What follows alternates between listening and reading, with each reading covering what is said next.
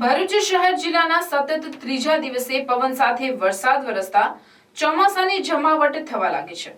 જિલ્લાના તમામ 9 તાલુકાઓમાં વત્તા ઓછા અંશે વરસાદ વરસ્યો હતો, જેમાં સૌથી વધુ વાલિયા તાલુકામાં 2 ઇંચ વરસાદ વરસ્યો તો પૌરાણિક નીલકંઠ મહાદેવ મંદિર સંકુલમાં લીમડાનું વૃક્ષ ધરાશાય થયું હતું, પણ કોઈ જાનહાનિ થવા પામી ન હતી। છેલ્લા એકાદ અઠવાડિયાથી ભરૂચ શહેર જિલ્લામાં વાદળોની જમાવટ થઈ રહી હતી, પણ વરસાદી માહોલ જામ્યો ન હતો। પરંતુ સતત 3 દિવસથી મેઘરાજા પોતાની હાજરી નિયમિત પુરાવી રહ્યા છે। રવિવારની રાત્રે ક્યારેક ધોધમાર તો ક્યારેક ધીમી ધારે વરસેલા વરસાદથી ભરૂચ જિલ્લામાં ચોમાસાની જમાવટ થઈ હોવાનો અહેસાસ લોકોને થવા લાગ્યો છે। સોમવાર સવારના 9 વાગ્યા સુધી વરસાદી માહોલ રહ્યા બાદ ઉઘાડ નીકળતા સપ્તાહના પહેલા દિવસે લોકોને રાહત થવા પામી હતી।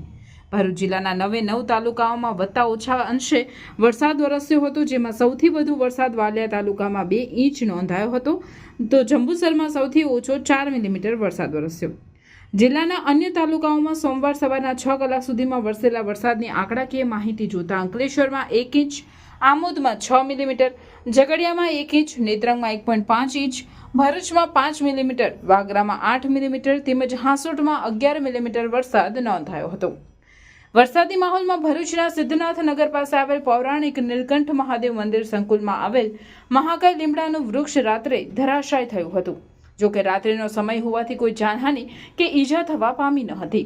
ભરૂચ નગરપાલિકા ફાયર બ્રિગેડને સવારે લીમડાનું વૃક્ષ પડ્યાની જાણકારી મળતા ફાયર બ્રિગેડના જવાનોએ કટર સહિતના સાધનો સાથે જઈ તૂટી પડેલ લીમડાના વૃક્ષની મોટી ડાળખીઓ કાપી અવરજવર માટેનો માર્ગ ખુલ્લો કર્યો હતો। વરસાદી માહોલ જામતા ગરમી અને બફારાથી ત્રાહિમામ પોકારી ઉઠેલા લોકોને રાહત થઈ છે તો ધરતીપુત્રોમાં પણ નવી આશાનો સંચાર થવા પામ્યો છે।